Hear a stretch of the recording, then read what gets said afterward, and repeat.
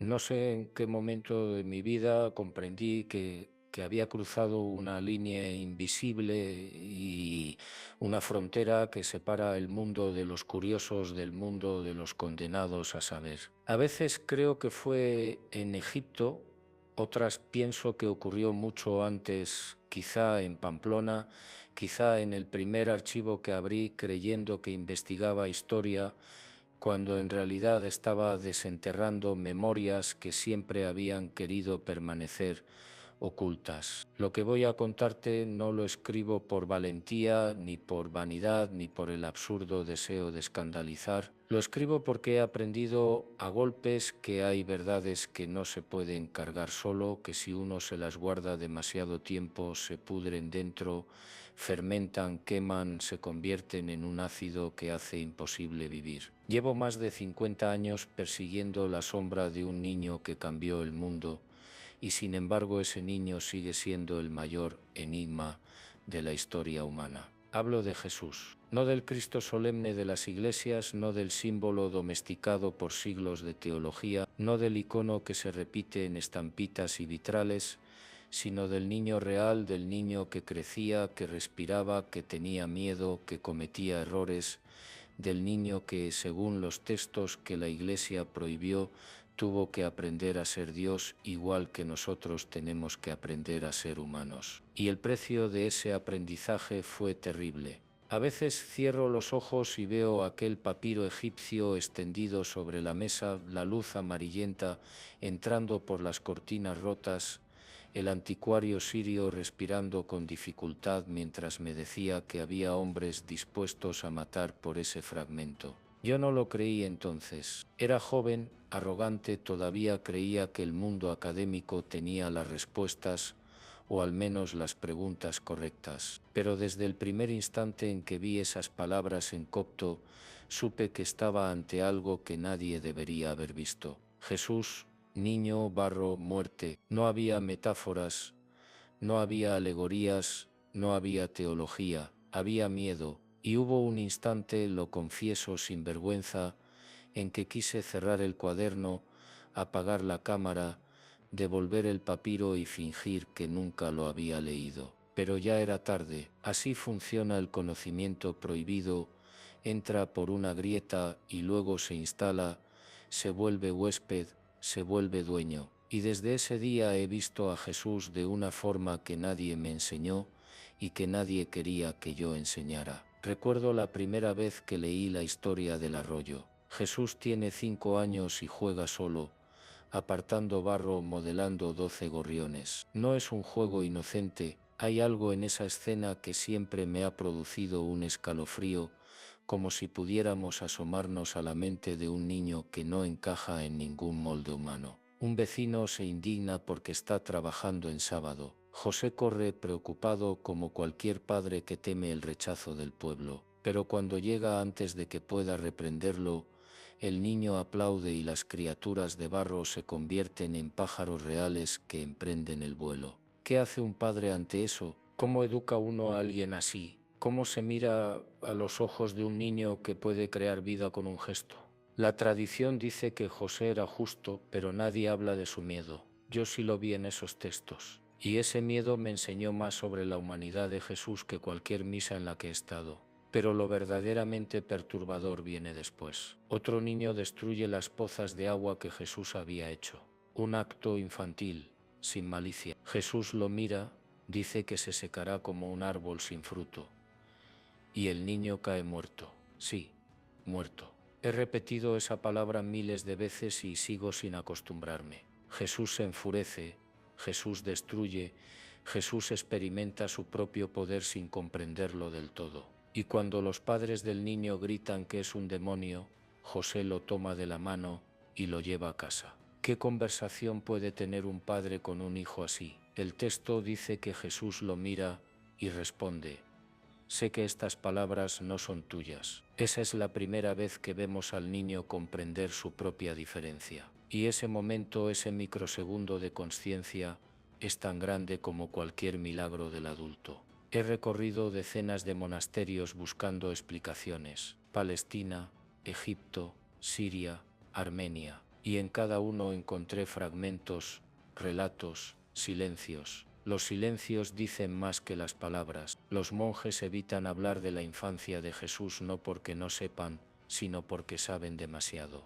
Una vez en Etiopía, un anciano me dijo que Jesús empezó a llorar antes de aprender a reír. Lloraba en silencio, como si recordara algo que nadie más podía recordar.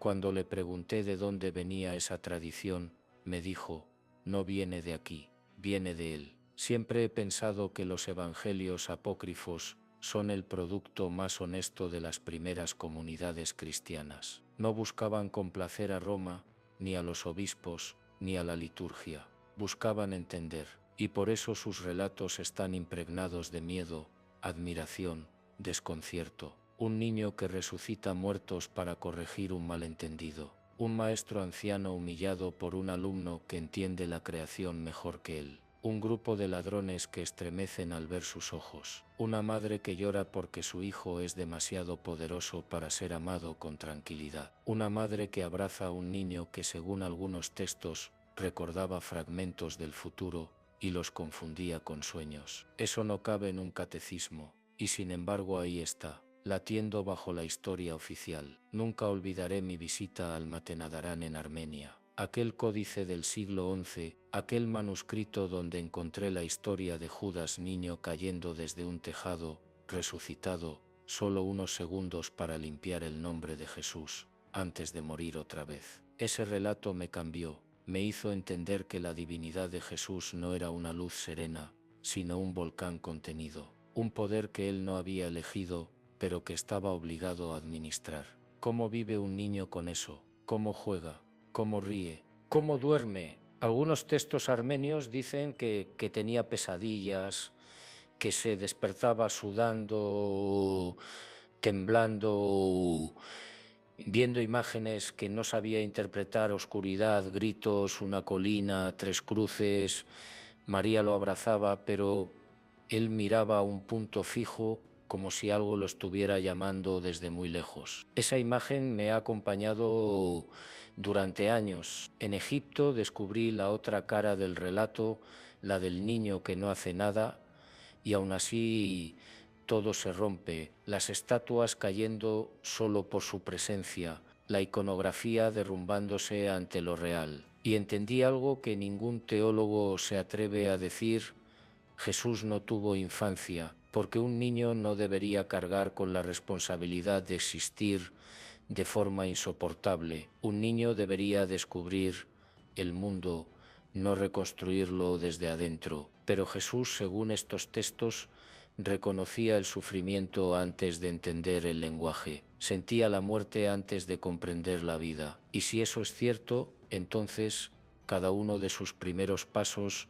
debió dolerle, no físicamente, existencialmente. He hablado con psicólogos, con neurocientíficos, con antropólogos. Algunos dicen que estos relatos son proyecciones simbólicas. Otros sostienen que la memoria profunda puede manifestarse en la infancia como intuición inexplicable. Yo no sé quién tiene razón. Lo único que sé es que después de leer estos textos ya no pude ver la crucifixión como un final. Es una consecuencia, la culminación de una historia que empezó mucho antes, en la mirada helada con la que el niño de 5 años observó cómo un pequeño cuerpo dejaba de respirar porque él lo había dicho. Ese peso, ese conocimiento debió acompañarlo toda la vida, y quizá por eso lloró en Getsemaní, porque no lloraba solo por el miedo al dolor, sino por la memoria de todos los dolores que había anticipado desde niño. No sé si lo que he encontrado es verdad histórica, pero es verdad emocional, y a veces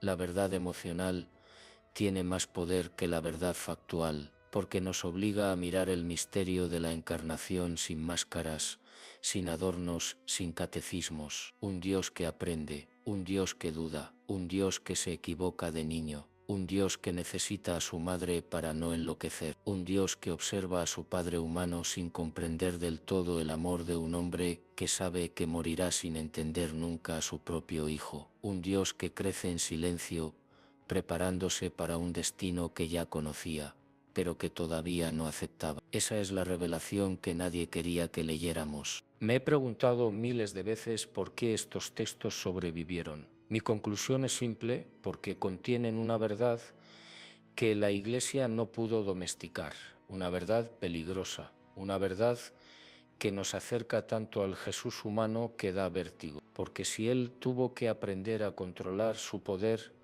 entonces nosotros tenemos que aprender a controlar nuestra libertad. Si Él tuvo que llorar para comprender el sufrimiento, entonces nosotros también. Si Él tuvo que equivocarse, entonces nosotros no podemos aspirar a una vida sin errores. Y eso, paradójicamente, es lo que hace que su historia sea más grande, no más pequeña. He visto hombres destruir papiros para que esta visión desaparezca. He visto investigadores recibir amenazas. He visto manuscritos desaparecer sin dejar rastros. Y he entendido que no son los milagros lo que aterra, sino la humanidad. Porque un Dios lejano es fácil de adorar, pero un Dios que sangra, que tropieza, que se confunde, que aprende, que carga culpas que no le corresponden, ese Dios nos exige demasiado. Nos obliga a reconocer nuestra propia fragilidad sin excusas. Por eso escribo esto hoy, porque ya no temo al escándalo ni a la crítica. Temo al olvido. Temo a que la figura de Jesús quede congelada en una imagen plana, perfecta y real. Temo que olvidemos que antes de ser Cristo fue un niño, y que ese niño, según los textos que quemaron,